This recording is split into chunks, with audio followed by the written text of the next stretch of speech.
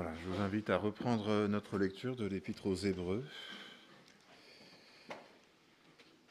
Et on est arrivé au début du chapitre 12, mais j'aimerais simplement relire quelques versets de la fin du chapitre 10.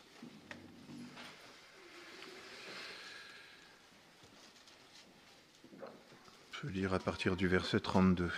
Hébreux 10, 32.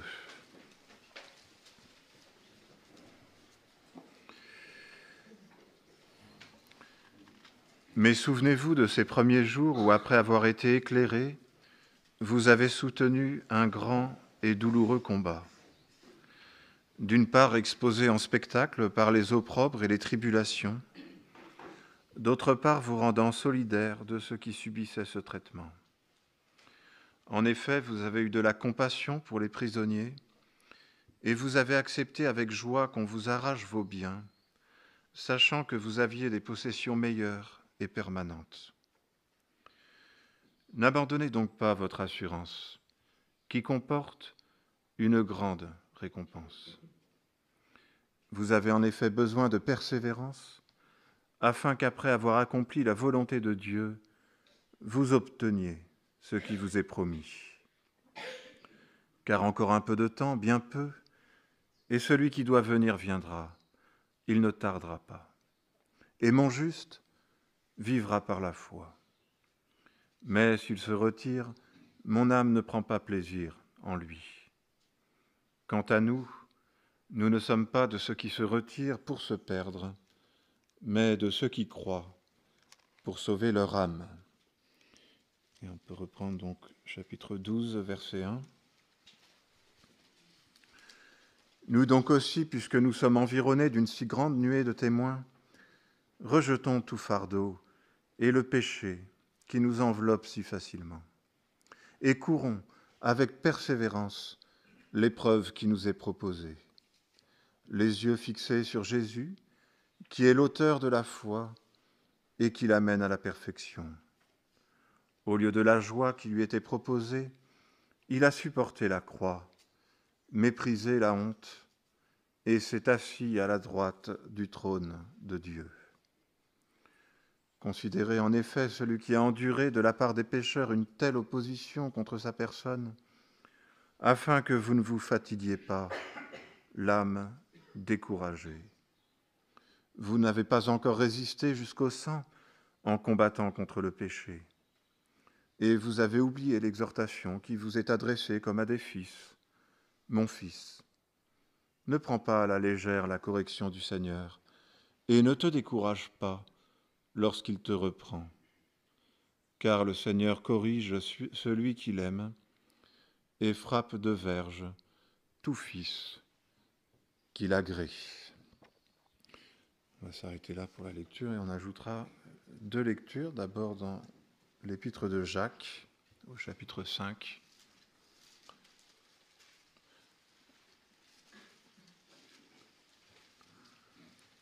Jacques 5, on peut lire au verset 7.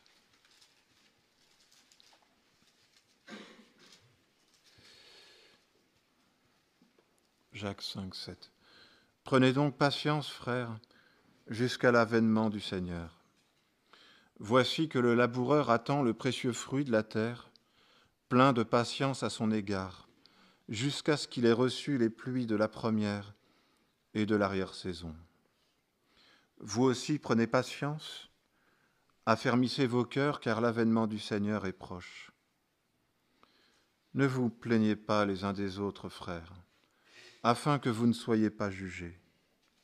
Voici que le juge se tient devant la porte. Prenez, mes frères, pour modèle de souffrance et de patience, les prophètes qui ont parlé au nom du Seigneur. Voici, nous disons bienheureux ceux qui ont tenu ferme. Vous avez entendu parler de la fermeté de Job, et vous avez vu la fin que le Seigneur lui accorda. Car le Seigneur est plein de compassion et de miséricorde. Et donc on ajoutera une dernière lecture dans le prophète Jérémie, chapitre 12. Jérémie 12, au verset 1.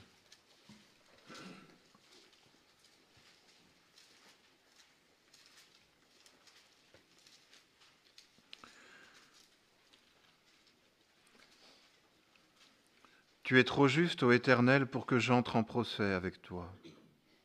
Je venais, c'est ici le prophète qui parle, qui, on peut dire, se plaint auprès de Dieu, ou en tout cas exprime son incompréhension. Tu es trop juste, Éternel, pour que j'entre en procès avec toi. Je veux néanmoins te parler sur tes jugements. Pourquoi la voie des méchants est-elle une réussite? Pourquoi vivent-ils tous tranquillement, les traîtres qui trahissent? Tu les as plantés, ils ont même pris racine. Ils progressent, ils portent du fruit. Tu es tout près dans leur bouche, mais loin des profondeurs de leur être. Et toi, Éternel, tu me connais, tu me vois, tu sondes mon cœur auprès de toi. Enlève-les comme des brebis pour l'abattoir, et consacre-les pour le jour de la tuerie. Jusqu'à quand le pays sera-t-il dans le deuil, et l'herbe de toute la montagne sera-t-elle desséchée, à cause de la méchanceté de ses habitants? Les bêtes et les oiseaux disparaissent, car ils ont dit, il ne peut prévoir notre avenir. Et ici, il y a ce qui s'apparente à une réponse de la part de Dieu. Si tu cours avec des piétons et qu'ils te fatiguent, comment pourras-tu lutter avec des chevaux?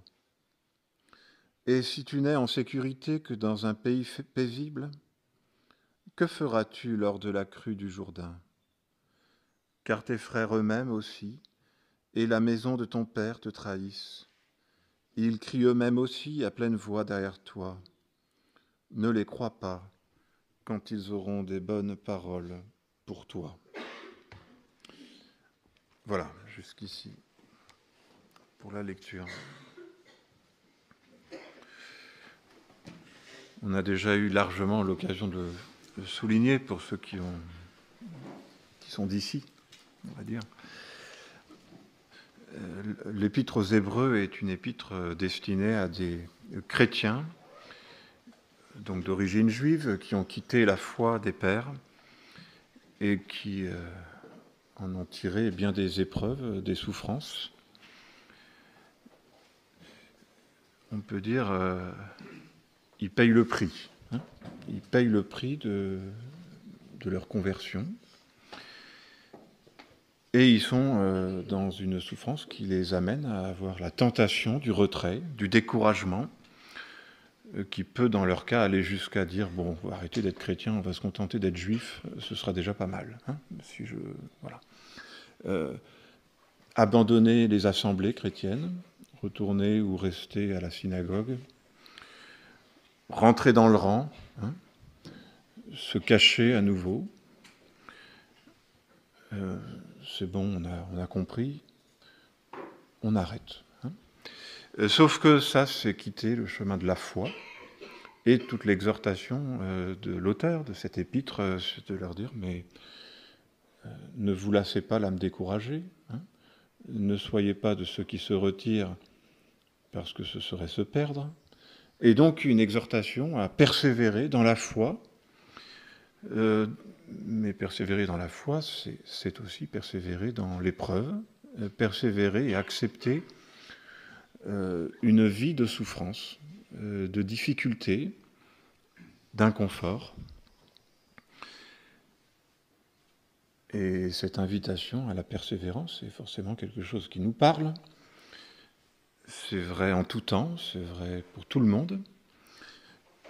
Je trouve pas si facile d'aborder un tel sujet parce que, disons, pour ce qui nous concerne, on est presque tout de suite tenté de dire nos souffrances ne valent rien au regard de celles qu'étaient les Hébreux, à qui l'auteur dit quand même « vous n'avez pas encore été jusqu'au sang pour résister contre le péché ». Donc une souffrance, une persécution dont on peut très vite se dire « oh non, mais c'est sûr qu'on n'en est pas là ». Mais ces Hébreux qui souffraient beaucoup, quand on pourrait dire que nous, on souffre peu, sont quand même des gens qui reçoivent une forme de réprimande.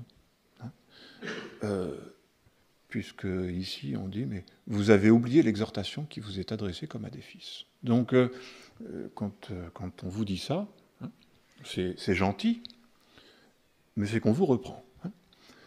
Vous avez oublié ce que c'est qu'être chrétien. Voilà. Et on peut dire, si les Hébreux avaient besoin d'être corrigés dans des souffrances qui étaient certainement plus grandes que les nôtres, à combien plus forte raison cette parole est valable pour nous. Vous avez oublié, et je pense que cette simple interpellation mérite de descendre dans nos cœurs et de nous inviter à méditer. Vous avez oublié cette exhortation qui vous est adressée comme à des fils. Vous avez oublié que être chrétien, c'est accepter l'épreuve et la souffrance. Et votre réaction d'incompréhension, de retrait, de révolte, de découragement, et témoignage,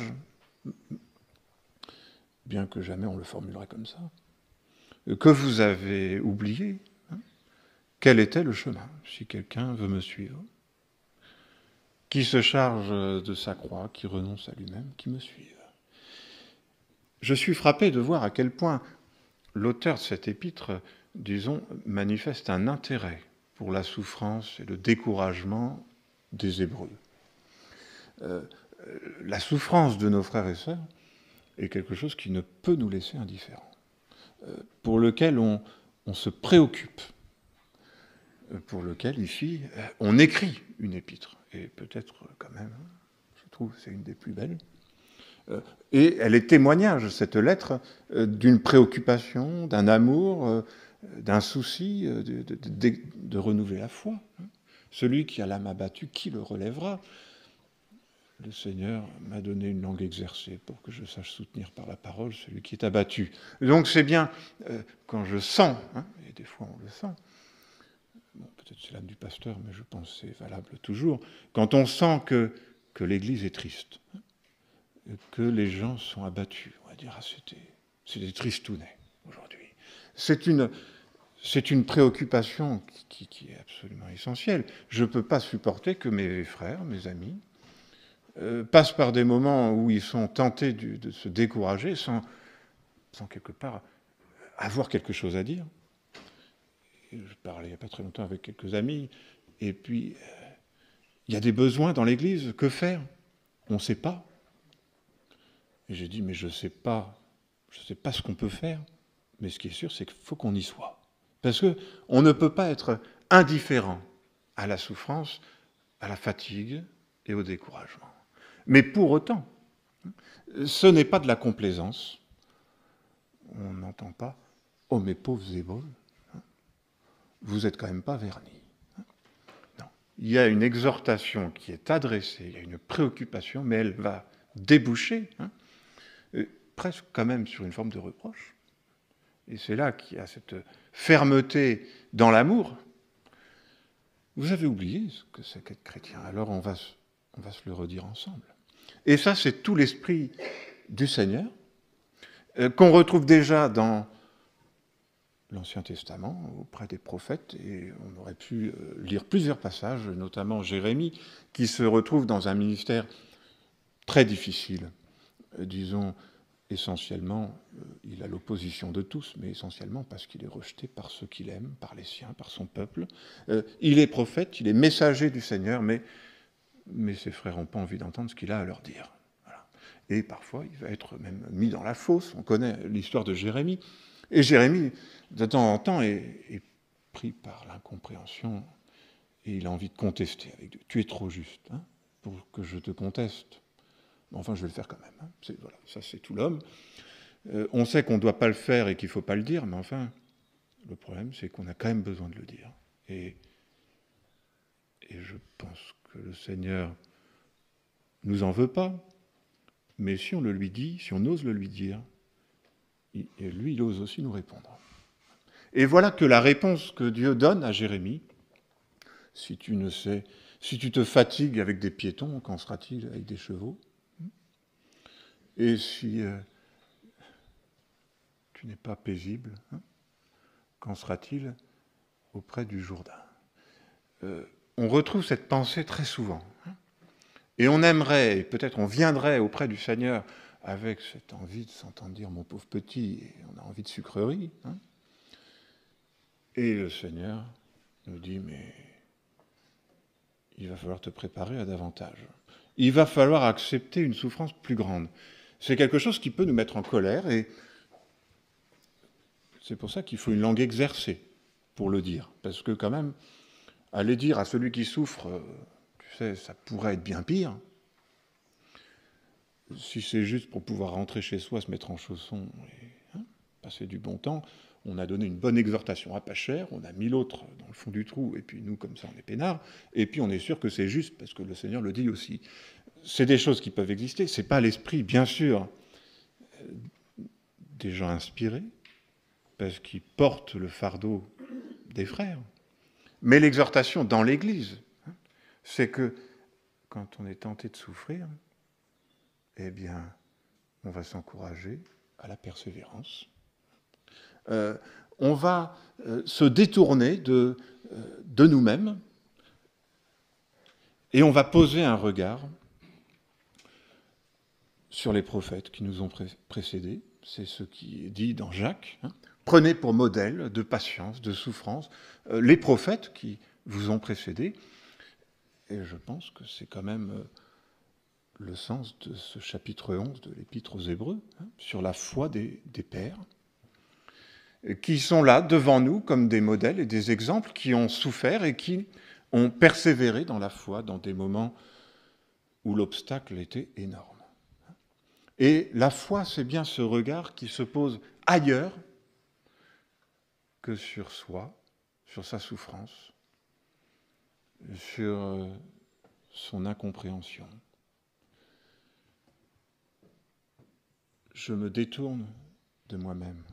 J'ai peut-être parfois besoin de dire ma peine, mais si je la dis, c'est pour m'en détourner. Si je la confesse, c'est pour l'abandonner. Voilà.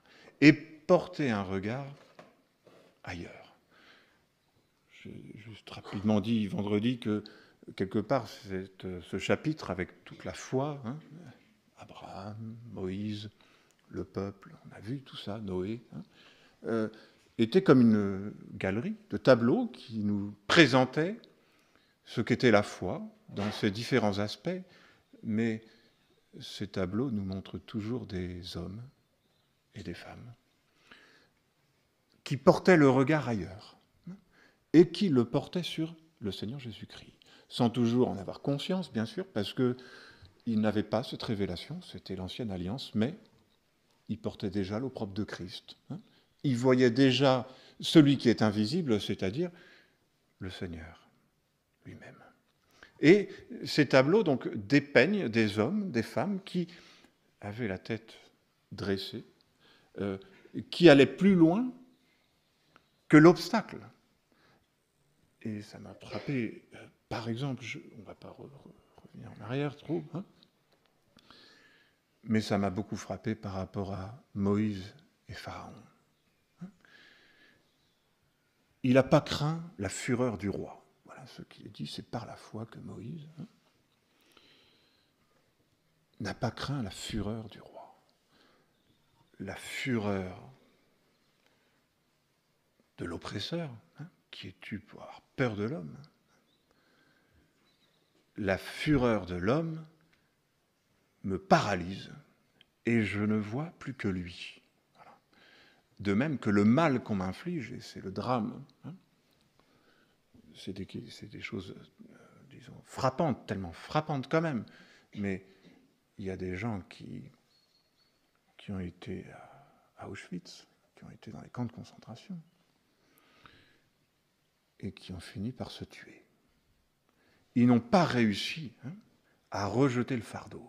Ils étaient victimes, ils ont souffert, et on peut dire la blessure était si forte qu'ils n'ont pas pu se relever, et ils sont sortis des camps pour se donner la mort eux-mêmes.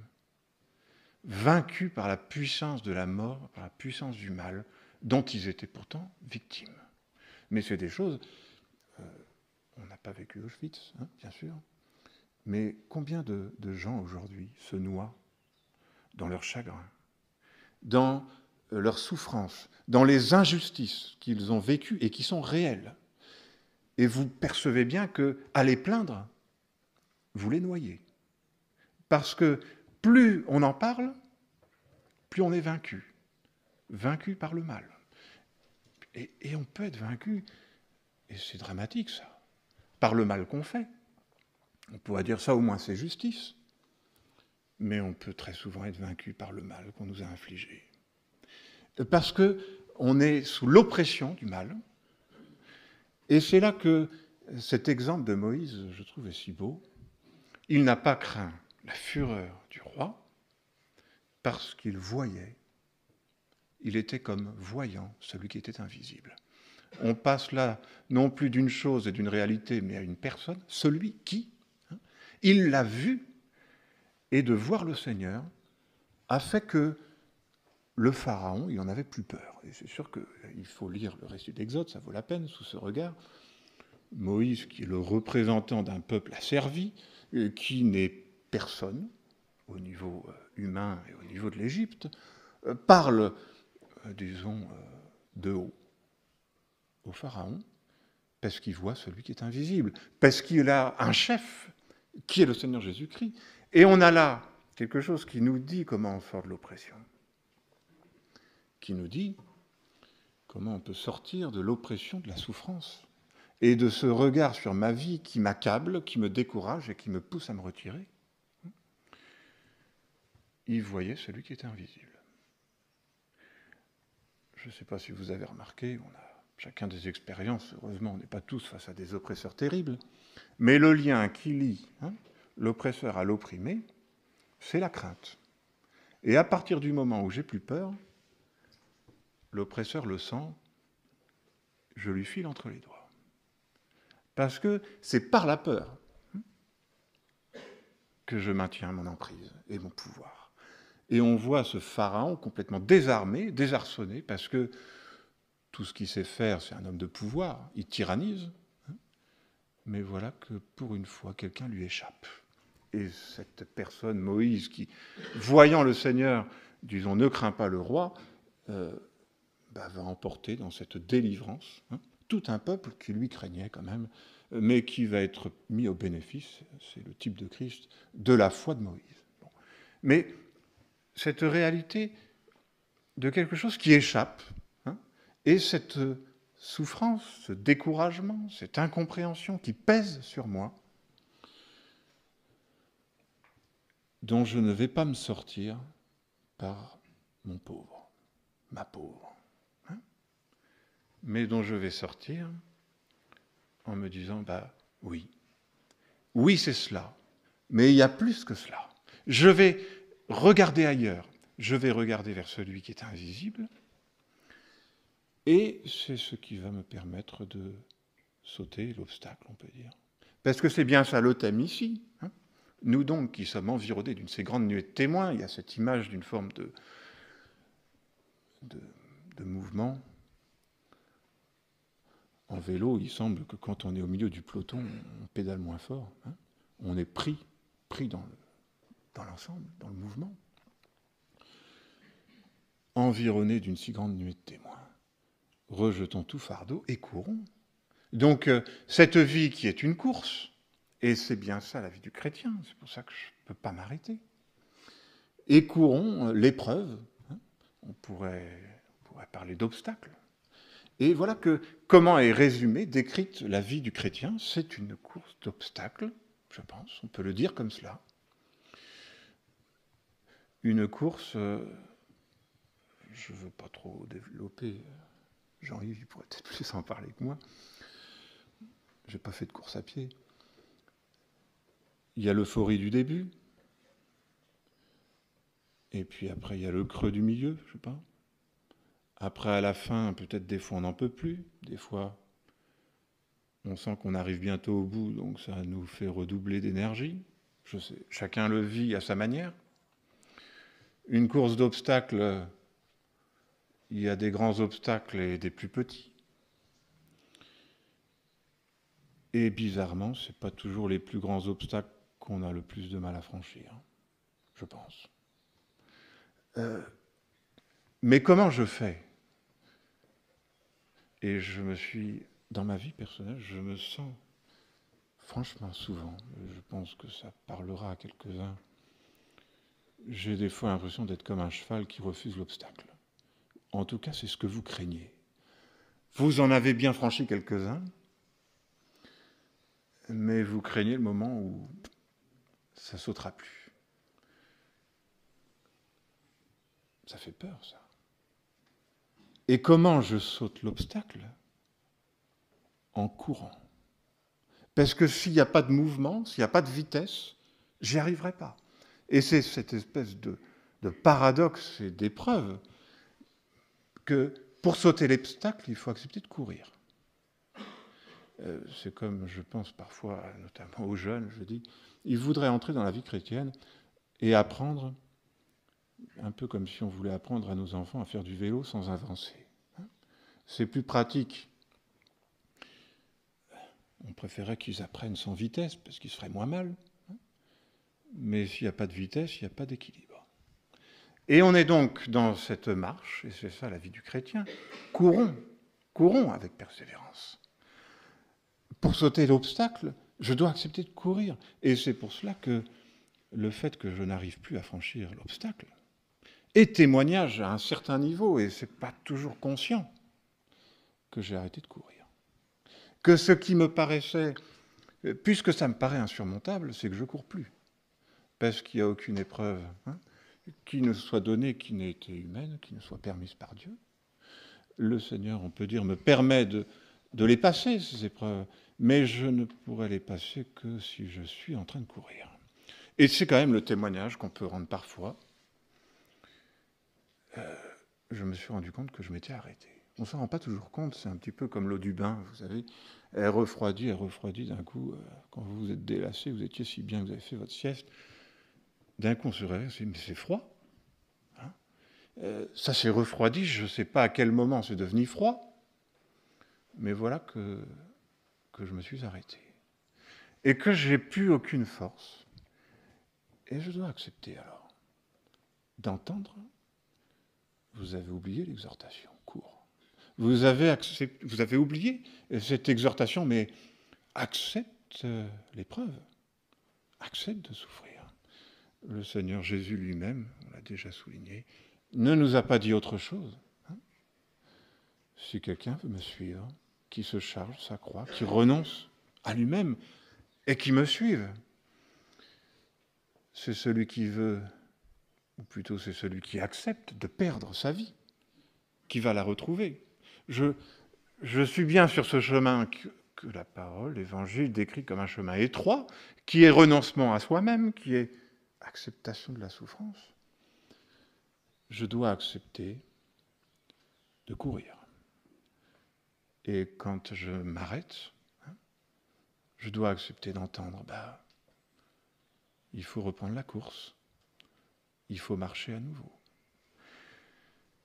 Et c'est si dur. Et c'est là que, comment reprendre? Eh bien, c'est bel et bien en ayant ce regard qui se lève à nouveau. Relève-toi, peuple fidèle, lève la tête et regarde au Seigneur. Et je pense qu'il y a deux choses, je ne suis pas spécialiste, mais pour passer l'obstacle, il y a la vitesse et il y a ce regard qui se porte ailleurs. Parce que si on ne fait que regarder l'obstacle, on va courir, mais on va se le prendre, quoi. Voilà. Et je pense que tellement d'entre nous restent avec ce regard sur notre souffrance, sur notre incompréhension. Et la foi des pères était bien ce regard qui s'est posé ailleurs, plus loin que Pharaon, que l'oppresseur, plus loin que l'impossible, parce que pour Abraham et Sarah, c'était impossible d'avoir des enfants. Plus loin que ce que je ne saurais comprendre, parce que quand on me demande de sacrifier mon fils, qui est celui de la promesse, je ne peux pas comprendre. Je vais regarder plus loin, et en cela, je passe l'épreuve. Et il y a là quelque chose quand même de très pratique, de très concret. Je pense que la nature nous l'enseigne. Et c'est pour ça que c'est une parole qu'on peut même recevoir, je pense, à différents niveaux. Elle est prophétique.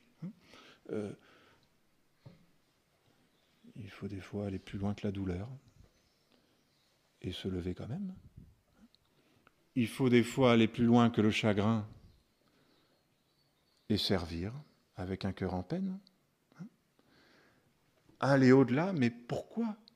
En regardant au Seigneur, et c'est bien le sens de cet épître aux Hébreux, considérer celui qui a enduré de la part des pécheurs une telle opposition contre sa personne. On peut dire, je traduis en provoquant un peu, mais vous êtes bien tendre encore. Vous vous arrêtez pour pas grand-chose. Et d'autant plus si vous considérez le Seigneur, qui a enduré tant d'opposition de la part des pécheurs. La question de l'opposition, de sentir que parmi nos frères, parmi ceux qu'on aime, on n'a pas l'approbation, on n'a pas... Peut-être on ne se sent pas compris d'eux, et on se sent jugé, on sent qu'ils sont opposés. C'est quelque chose, je trouve, une des souffrances les plus difficiles. Mais quel a été le Seigneur Jésus-Christ? Nous l'avons considéré comme frappé par Dieu, humilié, c'est-à-dire jugé, maudit. Et il l'était à vue humaine, puisqu'il est mort sur la croix, et c'est la mort des maudits. Mais ce sont nos souffrances qui portaient. C'est nos péchés, c'est de nos péchés qu'il s'est chargé. Imaginez l'ampleur du malentendu. Et je suis là avec mon chagrin et ma peine. Et ces jugements, et je ne le dis pas aux autres, je me le dis à moi, qu'est-ce qu'ils portent comme fruit? J'arrête, j'en ai marre. Qu'ils aillent se promener. J'ai parlé, alors c'est pas avec quelqu'un qui est ici, donc c'est plus facile, cette semaine avec quelqu'un qui m'a dit, quand j'ai vu l'ingratitude de mes enfants, j'ai envie de dire qu'ils s'en aillent. Et il a fallu que je les serve quand même. Mais c'est si dur de servir dans l'ingratitude. Et ses propres enfants et ses frères et sœurs. Mais qu'est-ce que le Seigneur a enduré de la part des pécheurs?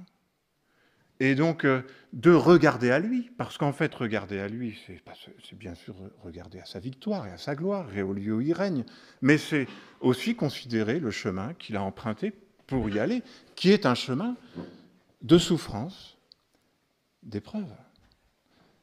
Et je vais donc, portant le regard sur lui, accepter, endurer, et ne pas m'arrêter, l'âme découragée. J'ai été frappé de lire dans Jacques, ça m'a frappé. Ne vous plaignez pas les uns des autres, frères, mais prenez pour modèle de souffrance et de patience les prophètes qui ont parlé de la part de Dieu. Ne pas se plaindre, ne pas se lamenter. Je prends qu'un exemple, mais qui est typique, qui est risible. On se plaint parce qu'il pleut, on se plaint parce qu'il fait froid, et puis 4 jours après, on se plaint parce qu'il fait trop chaud. Alors, comment on dit ça? Ça veut dire qu'on n'est jamais satisfait, en partie. Ça veut dire que la vie est pénible aussi, parce que quand on a froid, on a vraiment froid, et quand on a chaud, on a vraiment chaud. Mais, je prends l'Assemblée à témoin, mais il y aura ici ceux qui souffrent parce qu'ils n'ont pas de frères et sœurs. Parce qu'ils sont seuls et isolés. Peut-être parce qu'ils n'ont pas d'amis. Puis ils se plaignent parce que leurs amis, ils sont pénibles. Et parce que dans l'Église, il y a trop de monde. En fait, on a toujours des raisons de se plaindre. Et c'est pour ça que je dis, qu'est-ce qu'il faut tirer comme conclusion? Qu'on est des éternels insatisfaits. Peut-être. Mais que la vie, où qu'elle soit, comporte son lot d'épreuves, et que d'avoir souffert de solitude, demain je vais souffrir de ne plus être seul, et on a envie de dire, j'aimerais être peinard aujourd'hui. On souffre. Je prends un exemple, on n'est pas en train de parler de persécution. Mais enfin, même ce thème. C'est quand même frappant que le témoignage de ceux qui souffrent, qui sont persécutés, soit quand ils viennent en Occident, de dire, mais vous savez, votre persécution, sous certains rapports, est pire que la nôtre, parce qu'elle conduit à un tel sommeil au niveau spirituel, qu'en fait, on n'est pas tout à fait sûr de vous envier. Voilà la vie des hommes. Et c'est pour cela que, quand c'est dit, mais ne vous plaignez pas les uns des autres, parce qu'en fait, des souffrances, je souffre d'être seul, et puis je souffre de ma femme, ou de mon mari. Je souffre, toujours, pour une raison. Et je vais la voir, cette souffrance. Elle va focaliser mon regard. Je vais être pris, c'est l'image que je prenais l'autre jour, comme un lapin dans les phares d'une voiture, vous savez. Je ne sais plus voir que ça. Je suis immobile, et je ne me rends pas compte que ce regard est un regard qui me détruit, en tout cas quant à la foi. Je n'arrive plus à courir. Je suis à l'arrêt. Je suis pris. Et le Seigneur me dit, mais porte ton regard ailleurs. Voici pourquoi nous regardons, non pas aux choses visibles, mais à ce qui est invisible. Les choses visibles sont momentanées, les invisibles sont éternelles. Portez le regard sur le Seigneur. Considérez le chemin qui est un chemin de souffrance. C'est renoncer à soi-même. Et on est tenté de dire, mais tu es trop juste, mais je ne voudrais pas entrer en jugement, mais je trouve que pour moi, la dose de souffrance est un peu lourde. On n'a pas tous la même portion, c'est vrai. On en a tous pourtant. Et pour chacun, l'enjeu, c'est de se détourner de soi-même pour porter le regard sur le Seigneur. Et c'est de regarder à lui, qui va nous donner de courir et qui va nous donner de sauter, on peut dire, les obstacles, de franchir les épreuves. C'est une crainte, franchement. C'est une question, je pense qu'on a tous eu, mais qui se pose dans l'Église. Cette question qui est de dire, mais est-ce que quand il y a une épreuve, on peut en sortir? Je dirais par le haut, c'est-à-dire sans qu'elle nous ait tous arrêtés. Est-ce que, dans un couple, quand il y a dispute, on peut en sortir? Et le témoignage est souvent celui de la défaite. Et on espère que c'est par un chemin de compréhension. Et je ne dis pas qu'il ne faille pas essayer, mais c'est en regardant au Seigneur qu'on va se relever, qu'on va courir et qu'on va servir. Et dans l'Église, il y a des épreuves, il y a des combats, il y a des incompréhensions, il y a des sujets de se plaindre. Ce n'est pas nouveau. Si l'un a raison de se plaindre, faites-vous grâce. C'est-à-dire, passez par-dessus, pardonnez. Mais comment je vais le vivre? Si je regarde à ma douleur, c'est impossible. Parce que, et c'est ce que je pense souvent, le problème, c'est que les blessures qu'on s'inflige sont des blessures mortelles. Voilà. Et le seul qui nous donne la vie et la guérison, c'est l'image, vous savez, du serpent d'airain dans le désert. Quand le peuple a contesté qu'ils ont été piqués du serpent, et je dis, mais les blessures, la langue qui est un venin d'aspic, cette espèce de venin, on est piqué à mort. Et il y a dans nos vies, dans nos relations fraternelles, des moments où l'épreuve, celle-là, elle va m'achever, quoi. On le dit, tout ça. Cette fois, c'est le coup de grâce. Voilà. On le dit aussi quand on dit, c'est la goutte d'eau qui fait déborder le vase. C'est-à-dire, ça y est, maintenant, ça ne peut plus que déborder, c'est trop. Et, enfin, comment ne pas le comprendre? Mais nos vies seraient-elles condamnées à être livrées à cela? à des coups de grâce, à des trop-pleins. Humainement, oui. Mais si le regard se tourne vers le Seigneur, l'Écriture dit qu'on est transformé de gloire en gloire. On est rendu semblable à lui. Et quel a été le message dernier du Seigneur? Pardonne-leur. Ils ne savent pas ce qu'ils font. Un regard qui se tourne vers le Seigneur, qui reçoit son esprit, un esprit qui est un esprit de grâce, qui est un esprit de pardon, et qui fait que, ouf, et je dirais c'est vrai pour les autres, mais c'est tellement heureux pour nous. Un regard qui peut ne plus considérer sa blessure, ne plus considérer son chagrin, et qui va regarder plus loin, et qui va se remettre à courir. Évidemment, je crois on est sur Terre, je ne suis pas en train de vous vendre du rêve, je n'ai pas envie de ça, franchement. Des cicatrices, on en a quelques-unes, des plaies et des pansements aussi. Mais on croit, on n'est pas de ceux qui se retirent. On aime encore, on persévère, on espère contre toute espérance. Et là, voilà que s'opère ce miracle, que ce venin mortel est guéri. Ta plaie est douloureuse, elle est incurable, mais je lui accorderai un rétablissement. On le vit quand même, parce que c'est l'histoire de l'Église, parce que c'est l'histoire de nos familles, la grâce. Mais il faut y incliner son cœur.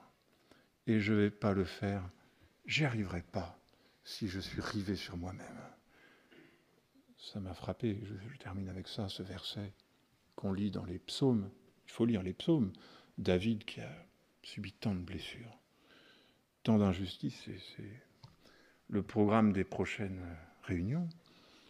Tant d'injustices et en même temps tant de justice. Parce que c'était aussi à cause de lui qu'il a souffert. Il avait quand même bien besoin de cette correction et du châtiment de Dieu. Mais dans l'épreuve, il reçoit cette promesse, mais les justes viendront m'entourer quand tu m'auras fait du bien. J'ai besoin que ma plaie soit guérie. J'ai besoin que, portant le regard sur le Seigneur, je suis plus chargé d'amertume, je suis plus dans la plainte et de ce miracle. Parce que simplement le regard s'est posé sur le Seigneur. Eh bien, va découler une vie, les justes viendront t'entourer quand tu m'auras fait du bien.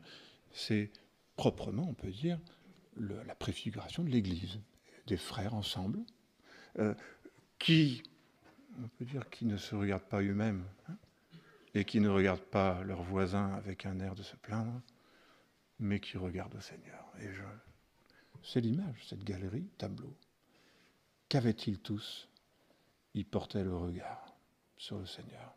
Soyons donc ses témoins. À notre tour, nous sommes environnés d'une grande nuée de témoins. Regardons au Seigneur Jésus-Christ. Il est l'auteur de la foi, il amène à la perfection.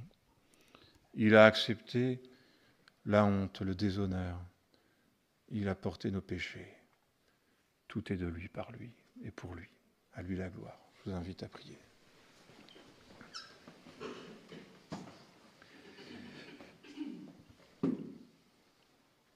Seigneur, tu sais combien nous sommes tentés de nous décourager et de nous arrêter.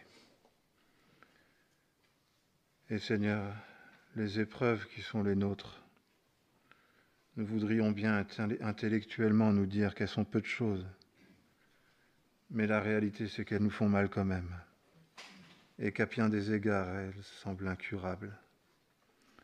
Tu connais la plaie de nos âmes, tu connais nos souffrances, mais devant ta parole et ces exhortations, nous voulons confesser que ces souffrances tu les as portées, et que le châtiment est tombé sur toi, et qui nous donne la paix.